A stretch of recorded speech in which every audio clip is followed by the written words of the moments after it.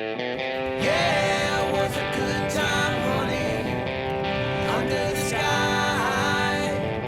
Yeah, it was a good time, honey, just you and I. Feeling alright. Hey, welcome to the first episode of All Wheels Podcast. This is a new show that we're getting off the ground, and this is going to be our first episode. So we're going to start kind of introducing ourselves and tell you what we're doing and, you know, who the hell we are and why you should listen to us. And then we'll see where this goes. So to start, I'm Evan Grist, and here's the other guys. I'm Max Mackey out here in Fort Collins, Colorado. Brady Young in San Diego, California. So hopefully somebody out there will listen to us and maybe remember Brady and I from years back doing a podcast called Motorbike Mondays out of San Diego, and that was all about motorcycles and fixing them and building them and how they work and all that kind of stuff. And we got back in touch and wanted to get a show off the ground again. We've all kind of went our separate ways. I'm in Fort Collins as well now, so is Max, and Brady's still back in California, and we started talking, and Still holding out. somebody has to. So there was a need, we thought, for another good podcast about cars, motorcycles, and I don't know, all sorts of shit. So Maybe throw some boats and jet skis in there too. yeah, but only stand-up jet skis. Only stand up. Jumping off of waves Well, That's it. with some dude in a neon yellow life jacket that says "Red." That's it. That's it. Well, if you listened, I About to think say. Wave- Yeah, no, you did You say can't, jet ski. you can't call wave You did say runners jet jet ski. skis. No, there's a distinction for sure. Okay, let's start real quick with who's who, and so you kind of know our background or like why we're talking. One of you guys go first. I'll go last. Do it. Go for Yeah, it, I'll Brady. fire it off. So yeah, I've got background in mechanics, mostly starting at age 12 or so. I think my dad put a wrench in my hand, and kind of it took off from there. What was the first thing you worked on? Didn't then? really. Car, bike. What was it? First thing, well, it was my first car was a 73 or 72 Super Beetle. Oh, First nice. year of the Super Beetle. But it did have the dual port motor, which was good. It's probably the only platform you really want to work on if you want to make any I kind know of power. nothing about Volkswagens, but I know Um, that's the one you want. That's about it. Well, maybe we'll talk about them in the future. I'd They're actually love that incredible because I don't know first shit about them. I cars. know Max does. I'd like to hear more. Yeah, so got my start young. Didn't really think too much of it until I got older and started messing with motorcycles. And cars, motorcycles always been a kind of hobby for me. It's what I do for fun, not necessarily for work. And it clicked at me at some point. I think I was like 23 or 24. Something just clicked, and I learned that, I can do this for a living. Do So, what? Fix shit? Build shit? Like what? Oh, I'm sorry. Build custom motorcycles. So Who got you into um, bikes though? Was it your dad or what? no, it was. I had been interested in bikes actually for quite some time, but I always wanted to wait to get one until I was at least older and maybe a little bit wiser. I knew if I got one when I wanted to, I would not be sitting Yeah. here. And it worked Nice. as much as it could. So yeah, motorcycles was kind of the takeoff point where I was thinking I could do kind of something more professionally. I had not even realized at the time that I'd really kind of honed in on fabrication, mechanics, and kind of everything that, I mean, as we'll get into in this podcast, kind of stuff that's even required for cars and motorcycles to even get completed. Only because I had sheltered myself from the whole industry. and then motorcycles, because I realized at some point I could fit either one car or one project in my garage, or Yeah. 13 Yeah. I think projects. everybody came to that of realization. And the motorcycles. cost, yeah. Yeah. Yeah. Oh, absolutely. So I had a personal shop with a good buddy of mine. We both were kind of taking this little leap at the same time. And he made a smart move and got married. And I kind of took over from there. And then right before I tanked my shop to the ground, I partnered up with a company called Seaweed. Wait, what was the smart move? Getting married or not trying to build custom motorcycles for a living? Right? Getting married. Sorry, getting married. I'd probably argue that. The- Just trying to clarify. Are we all in agreement there? Yeah, I mean, I am. I'm just kidding. Well, I haven't landed there yet, but I'm close. So I merged and partnered with a company called Seaweed and Gravel, based really close to where I was, still am, in Locadia, San Diego. And it was, I want to say, just about 9 years, something like that. Was building bikes full time. A few of the bikes made quite a scene in the cafe brat style kind of. You had some bikes at in least the hybrid, One Moto show a couple of years, right? I remember that. Yeah. That was fun. That's when I realized that was my first show and only show I ever went to or had any bikes in. Since, like I said earlier, like I kind of sheltered myself from like the whole industry. Not that I don't like the industry, just for me and my personality, say like I just felt I love doing this because what I do in the shop, not necessarily it can get a little drama sometimes. Yeah. It's most industries. And so I wanted to let my bikes be the face of things, or do the talking for me. I think you did a good job of So- it. You were building some pretty high-end bikes. I think they were they were pretty killer. Well, thanks. No, they're fun. So I got out of that, and then kind of swore off building for other people, at least. I just got burnt out. Mostly, it pretty much, I came like at a fork road where I keep doing what I'm doing, building bikes, and make a decent living, or take a step back and then learn to love motorcycles again, work wrenching. And so I did that. I took like 2 years off, and then I couldn't stay out of it too long. Wasn't on purpose. I met my boss currently maybe 2-3 years ago, and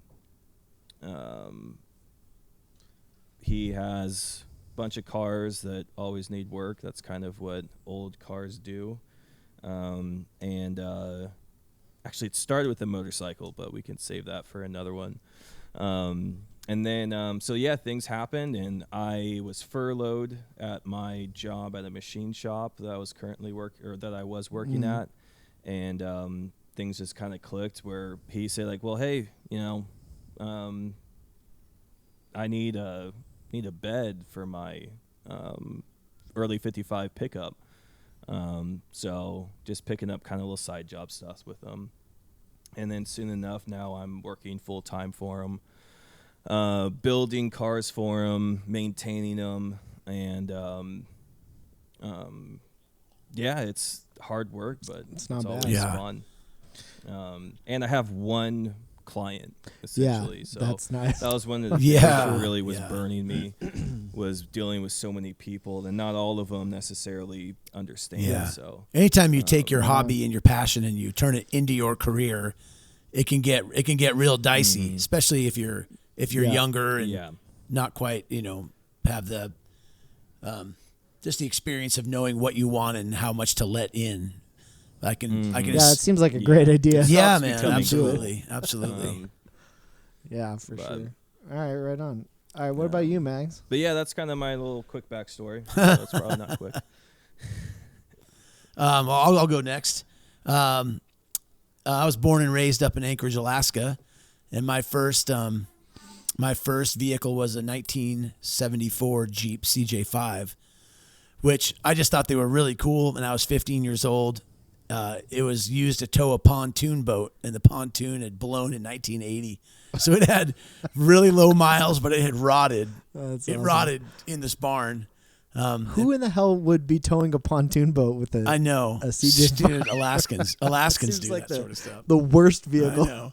So I brought that this thing home, and then really my wrenching started because of my audacity for wanting old, tired vehicles.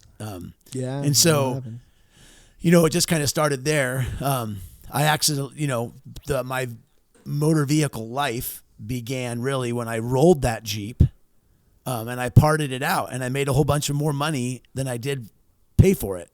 So I was like, wow, that's kind of a thing. Wait, hang on. What- Yeah. How drunk were you? and what were you I doing? wasn't drunk. I was driving down the freeway on an Alaska snow day, and the wind had blown all these drifts over, and my left tire caught a drift, and it just no power steering. I had 33-inch tires on and lift kit, and it just hammered the wheels over. I had a girl in the back with no seat, just a metal tub in a soft top, and she flew out and flew into the snow. Oh shit. Yeah. Was she okay? Yeah, she was fine. The only one that got any injured at all was me because my steering wheel hit me in the eye and blew my eye apart. Oh my god. Yeah, but it crushed the vehicle. And then I just started parting it out. I think I paid $1,400 for the Jeep, and by the time I had parted it out, I think I was at $2,600, and they still towed away the frame and the body, and I was like, holy moly. Mm-hmm. And then I bought another Jeep, and I bought a Scrambler, and I just kept fixing them up and lifting them, and then I'd sell them and make more money. And then I got my first bike. I was working at a Chevron, and I was a kid, and this guy pulled up on a Yamaha Maxim 650. He was one of the mechanics who worked there. And it looked like a huge Harley to me back then. Now, of course, it's just this tiny little bike, but I bought it for $500, and I never forget because back then you could only pull $300 out of your account at the ATM. The ATM. I remember that. Yeah, so I remember that too. gave him 300. I had to wait 24 hours. I could barely sleep. Gave him the other 200 the next day. I showed up there. I'd never ridden a bike. I'd never done anything like this. I just stalled it. And he was like, you got to give it more gas. And so I just woof. There I just out I went. I drove the freeway home. It was hilarious, man. I had no business being on that bike. I was 16 years old. And I had this huge plan in my head to pull it into my house and park it behind our boat and come up with this big obscure plan to talk to my parents. And the way that my house was laid out, the front You have yard, a PowerPoint. seriously, presentation? I was so nervous, and the front of the house faced the other way from the driveway, and so my parents would often be on the front porch or the back or the side porch and doing their thing, but they were never where the driveway came into the garage. And I pull down this driveway, and they're both standing there by the boat. That just never happened. Screwed. So I pull up, and I remember I take my helmet off, and the first thing I say is, "I'm keeping it," like a obstinate 16-year-old. And they let me keep What'd it, they and say? they were pretty good parents that way. But that was my first bike, and then I had, I don't know, 50 bikes since then, and cars. Well, that cars I loved. picture. I've had some of the best. I've had a '69 Chevy Stepside in high school, '69 Camaro. I went through this run of just awesome, and I was making killer money, too much money at Chevron for my age. That's And I got awesome. to use the shop anytime I wanted. So I learned a lot doing that. Well, you posted a picture the other day going to your prom on a FCR? No, that wasn't me. That Right? was JJ. Oh, that wasn't No. you? Oh, I thought that was you. No. Shit. I was looking at that, and I thought it didn't really look like you. but It I looks swear like an you Alaskan. posted That's it. what we looked Wait, like. that was That JJ? was JJ. Okay, one of our other buddies. Okay, whatever. It was fucking. It was glorious. super glorious. He's wearing like a pinstripe suit, sitting on an FCR 600 with like wraparound mirrored Oakley. It's so awesome. It's classic. I mean, it was the most badass thing I've ever seen. Yeah, it's like a. They said he rode it to prom. Oh my god, such a sweet. And picture. I was like, that was a really Max thing to do. I thought that was you that posted. Yeah, no, I think I drove my Camaro Oh shit. Okay. doing Well, good burnouts and enough. shit. Do you know you said something that definitely resonated with me. Is making too much money at that young of age. And that honestly for me I think is what really just stepped up not only like car projects but motorcycle projects. That's gateway to bad decisions. Gateway to the yeah. and working for me. Like I Exactly. had access to lift and air tools and the wrecker, and I got half price gas. Gas was yeah. 98 cents back then, so I paid 50 cents. It was great. My buddies would all come hang out down at Chevron. It was awesome. It was a great job. That's right. But I didn't really.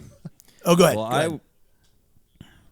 Oh no! I was bartending, so I only worked Friday, Saturday, Sunday, and then I had my whole week. Oh yeah. And so that was where I was just in the garage wrenching, and then midday or midweek, at one point probably for 2 months straight, I was buying a bike every week That's awesome. because you could buy them Yeah. for $300, $500, like I know. under $1 a cc. That then, was- but those days That are was the long best gone. part of San Diego. There's so many cheap bikes Yeah. around there. Yeah, it's really only Yeah. been Now the there's- rise of Craigslist and eBay, where I mean, before so Fall true. Yeah, So many fall. people Yeah. would have like a bike they bought, and then as we know, and most people don't know, you can't park a bike for a year. It's dead.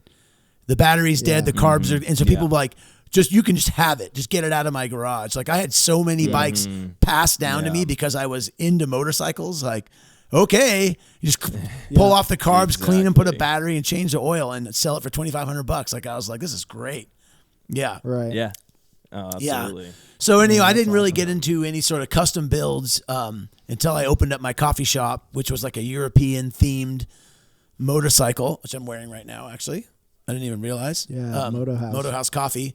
And then my father-in-law at the time was living in Europe and telling me all these great stories about all the cafes and all these custom bikes and Triumphs and BMWs he was bumping into. And so I just started kind of geeking out on it. And I bought same story. This guy had an R90/6, one of my regulars. I was bartending then. And I got it for $900 and I got bit by the BMW bug. That must have been in 2000. And man, I just fell in love. And I built my first cafe racer out of another bike somebody gave me because it was in pieces. And he's like, you can just have it. It was an R80/7. It was great, man. And then I just kind of started there. And that was all bolt-on stuff. You know, I had to rebuild the motor and put an ignition system on it. But back then, you just had to order all this cafe stuff out of Europe. These fiberglass tail sections, Air Tech Streamlining, I think was where I got my. Remember that place? You could buy all the cool fairings and. Yeah. And then now I'm. Wait, AirTech, they're in.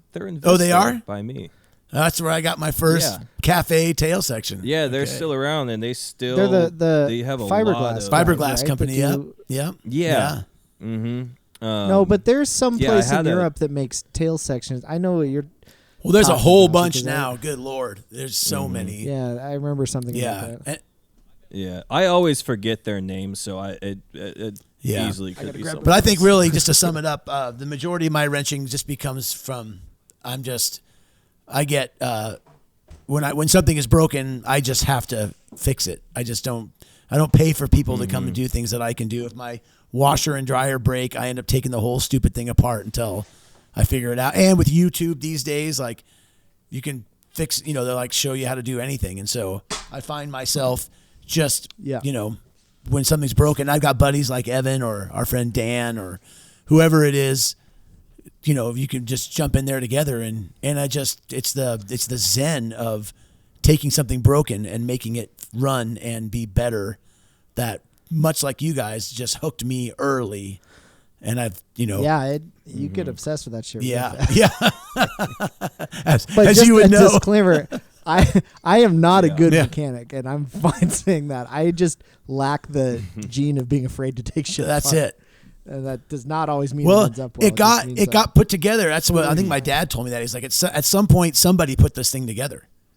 So take it all Right. apart, clean it, and then you got to just do your due diligence to get it back together correctly. And if you make a mistake, you take it back apart again and try it again. And, Yeah, you know, yeah, for sure. yeah. See what went So wrong. that's me. Right on. Okay, Awesome. well, let's see. So I'm from Southern California, and that's actually where I met Brady when I was living in San Diego as well. God, let's see. So I got into cars first for sure. Building a '66 Mustang in high school with my twin brother, which my dad helped us buy when we were, I think we had just turned 16, and turns out it was actually fucking genius plan on my dad's end because we could get a car that we thought was super cool, but it was so old and unreliable that we couldn't get too far from home, and we were spending every night in the garage like wrenching on it so we could drive it to school the next day. And it was Yeah. fucking brilliant, like we thought we were rad, but it turns out it was my dad was the one who was smart, not us. Yeah, the oil pan only holds so much oil. Dude, before that you gotta car. turn around. And of course we just obliterated it. It turned out, now it's in great shape, but we still have it. It's at my brother's house and it's still around. But so we started with that, got super into cars, my brother and I, and we had a bunch of cool cars in high school, but we had just because the neighbor happened to be selling it, a 61 Lincoln Continental, all black, 4-door, suicide Dream doors. car. Oh, nice. Well, the guy sold it for Wow. nothing. He'd already mostly restored it, and it still needed a little bit of transmission work, but it looked like new. So we finished that up, and we drove the hell out of that thing. And I'll tell you, you could not pick a better car to have in high school because the back seat and the trunk in that thing, That's another podcast. dude. I'll tell you. Yeah. What. Anyways, great cars. I highly recommend them. And so we were driving stuff like that. My buddy had a really nice 2-door 55 or 56 Chevy 210 that we put a big block in high Nice. school, and that thing just ripped. Fastest car at the school. And buddy had an old Corvette and stuff. So anyways, I was always playing with cars, and that's all I cared about for a long time. But I always thought I wanted a motorcycle. Just my parents would kill me if I got one while I was living there. So as soon as I went to college, I realized and discovered Craigslist, and I realized you could buy a motorcycle for $300. So once that came up and I had some extra money, I was like, all right.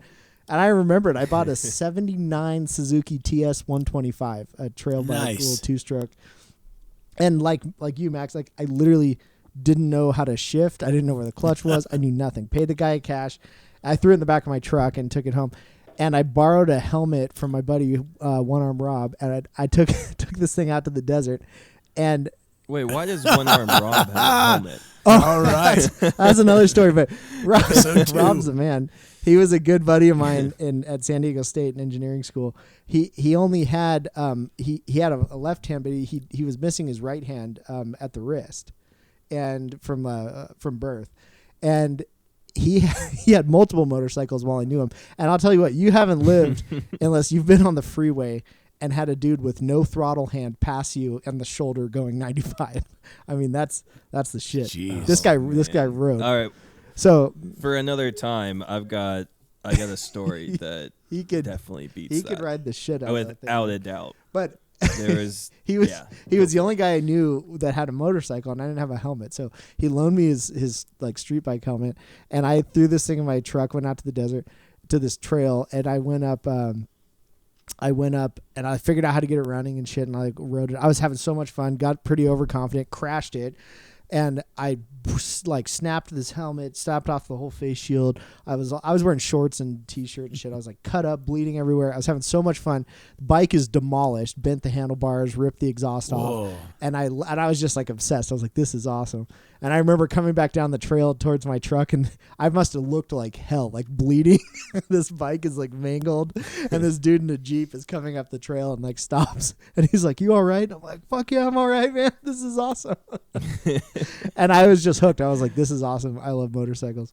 And then I realized I could buy, kind of like Max said, I realized this one was a pile, and I fixed it up a little bit and got it cleaner, and I sold it and made $500. And then I was like, holy shit, I just bought this thing for really cheap, abused the hell out of it, and then made money on it. how has nobody figured this out yet? So I just kept working through college buying and selling bikes, and I would just troll Craigslist, buy absolute dirt cheap $100 motorcycles all day long and fix them up enough to get them running and sell them. And I was just like, this is awesome.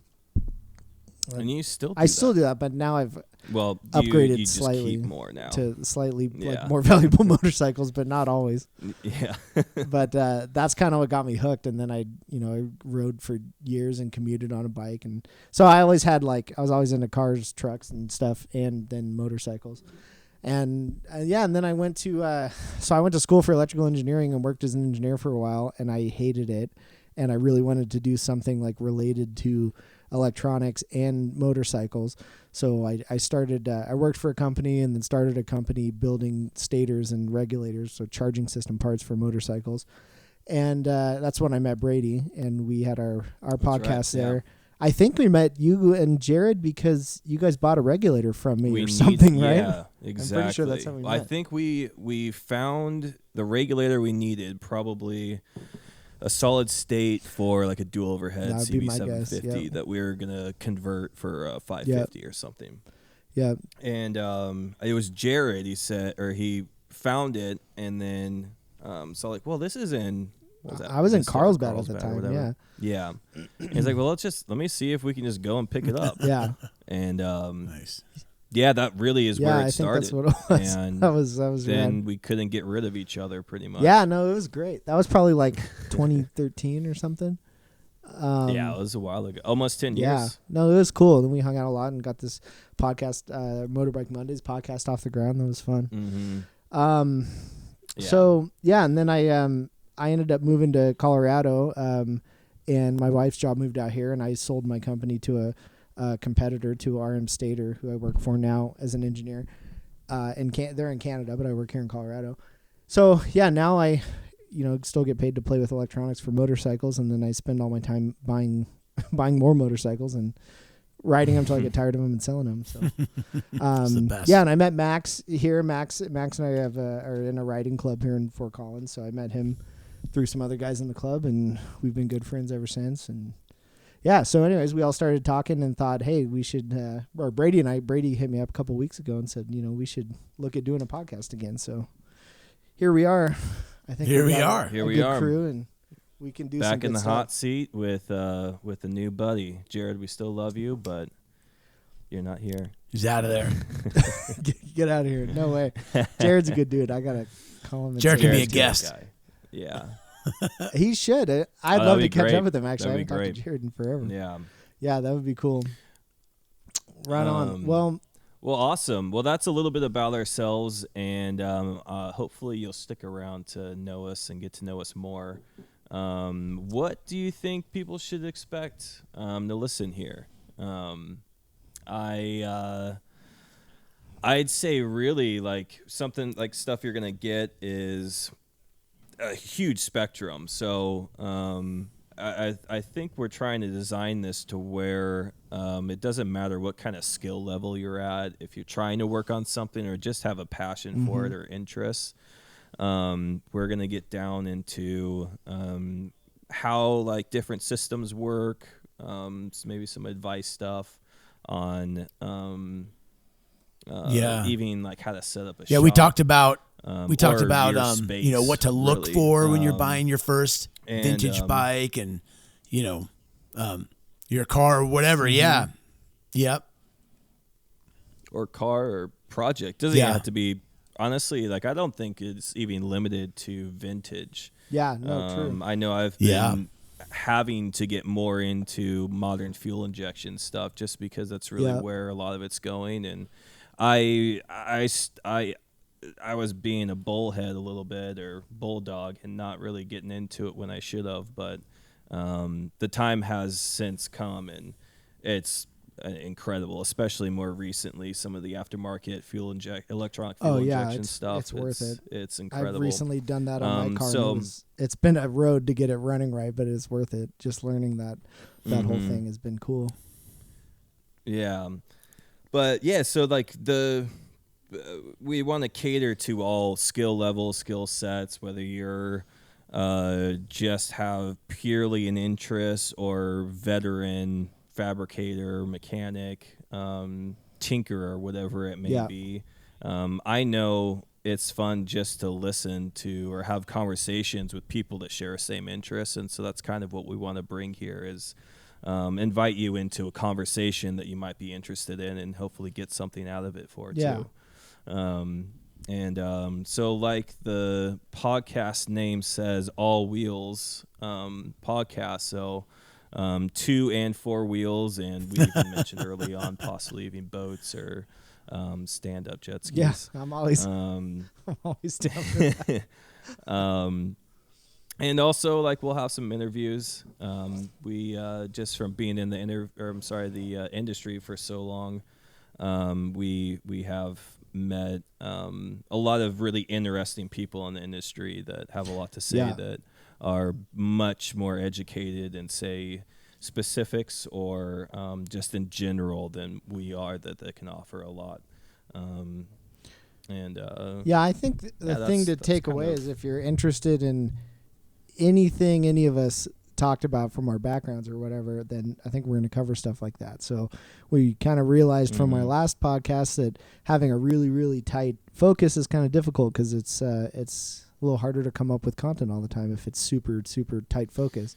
So I think there's a lot of stuff we can talk about here, from cars, bikes, trucks, boats, whatever it is. And also, I think all of us kind of spend most of our time thinking about working on or worrying about that kind of stuff. So, there's also a lot of other stuff associated with it. It's like if it's Yeah. kind of your hobby and your life, then there's all sorts of stuff that we can, come up with to talk about related to that. Absolutely. And this, I mean, cars, motorcycles, whatever it You may be, bet. anything mechanical, like it's a never-ending learning process. I'm finding nearly every day I go into work and work on things I haven't done before or things I have done and thought I was really proficient at, I'm learning something new. Because especially when dealing with old stuff in particular, everything aged a little bit different. Some things have a little bit more wrinkles or a wrinkle somewhere else you haven't come across. So Yeah. it's there's a lot of things that can go wrong or just hiccups. So and also improve. I mean, I don't think this is purely just on fixing something. Yeah. No, But absolutely. also whether it be building, customizing, or performance-wise. Yeah. That's something that we all have passion and interest in, and also some experience. So, but yeah, gifting some experience, because I think with all of us, someone or many has Yeah. gifted us. That's with it. If you their stay humble experience in and this their knowledge. industry, Yeah, that's for sure. and you don't So- have a super high opinion of yourself, you can learn a lot by listening and gaining knowledge. And every time you do something for the first time, even though it's a blank canvas, then after you've done it, you just have gained so much to on to the next thing. Yeah. Yeah, no, I agree. The biggest Absolutely. thing I've ever taken away from wrenching on and fixing stuff is that you Yep. the most important thing is that you're like not afraid to do it. You take it apart and try it. So I think that's always my main focus is I don't know how to do everything, but I'm not afraid to Yeah. give it a shot. So Yeah, and that's something that's learned. Absolutely. I know cracking open my first motor was daunting Intimidating, and something yeah. I put off for a while. Yeah. So now, I mean, I just even today pulled open or broke open a early 392 Hemi that I only just recently have got my hands on Hemis. And so fortunately with the older stuff, it seems to be a lot simpler than what yeah, most are used For to. sure. So it's just kind of like, this is a legendary motor, and I don't want to be the one to wreck it. that messes it up after it's Yeah. lasted this long. Well, and I wouldn't mind But- passing on, I've certainly learned that, like, yeah, while it's great to not be afraid to take it apart, like, it also doesn't hurt to do a little bit of research and, ask somebody who knows more than you, Mhm. because I've certainly ruined a few motors and bikes and other things by being a little too ballsy taking them apart. So it doesn't hurt Yeah. to, My throttle's done doesn't hurt most to of learn. that work, but yeah, right um, on. Well, cool. What do you guys think? You guys have anything else you want to add? How about releases? I'd say if you're listening this now, Well, hopefully we'll have And you a know bank what of day. some content built up when we Yeah. launch this. We should have 4 or 5 episodes Maybe. ready to go, so there's some stuff to listen to. And then, Yeah. I don't know that we need to commit to any release date exactly at the moment, but I think we're kind of planning on No. getting something out every week, getting the every ball week, rolling now because definitely. we want to Mm. have a good base of content out there to get started listening to. It doesn't help to do one and then leave everybody hanging for a month. So I think we'll get it No, going no, quick. we were really good with Motorbike Mondays doing that. Yeah, super And regular. we got the messages. So here we are. If you are a Motorbike Monday listener, let us know in a review with the 5-star. Yeah, for sure. Um, Well, and we'll see because I don't and, know what we're gonna have to get stuff figured out here. We're just getting this off the ground, so we're gonna figure out, website or socials or whatever we can talk to people. So yeah. Anyways, keep in touch however you see this, and we will certainly figure all that out soon, so you know how to, get the updates and see yeah, what we're doing. Absolutely. So we got a lot to figure out, but we're getting it off the ground. We're getting it started, and hopefully you join Absolutely. us. And I think this will be really cool. I think it's gonna be fun. So right Yeah, I'm on. pumped. Okay, well, thanks for joining us. This is All Wheels Podcast, and this was our episode 1 introduction. So Take it easy. we will talk to you soon.